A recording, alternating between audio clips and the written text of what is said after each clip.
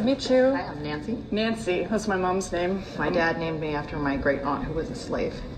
Okay, I'm sorry. Let's talk about TV. Let's do that. Do you have kids? Harley, did you go poop?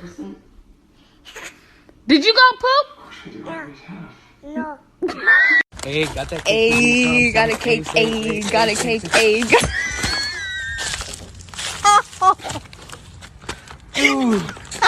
I bet you guys have never done this before. This is gonna fully recreate what happens in the wild, the scootin' wild. Saw a video the other day of a bunch of people playing the game Stumps, titled The Most Redneck Game Ever, and it was set up completely wrong. The game's set up with one community nail in the middle and then a nail for each person playing. The object of the game is each player, one at a time, takes a hammer, flips it, and in one fluid motion strikes a nail.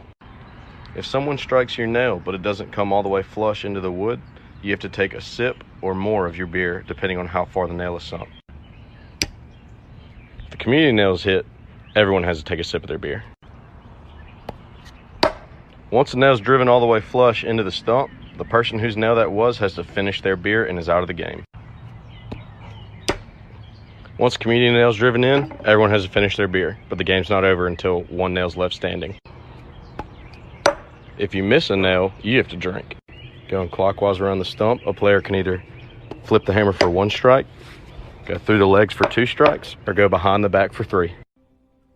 Don't call me. Don't come by my house. We're done. Excuse me. Dakota. Hey. Can you look at Mama?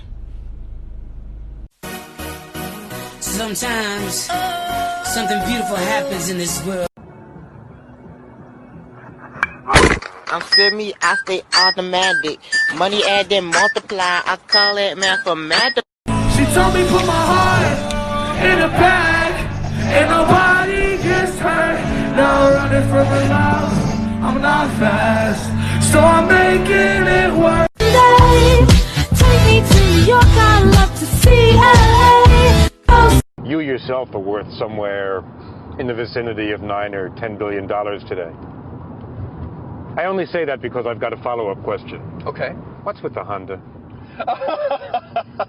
This is a perfectly good car. And have a happy and safe journey home. And for our guests who parked in our Chippendale parking lot, ensure you use the crosswalk. The crosswalk is your one and only access into the Chippendale parking bubble. And not right now, bro. No patience. I'm a big fan, bro. I listen to all your music. What's your favorite song? You did the box, right? Fuck. So I just got out the drive-thru and I was just trapped in the middle of one of them little pay it forward schemes.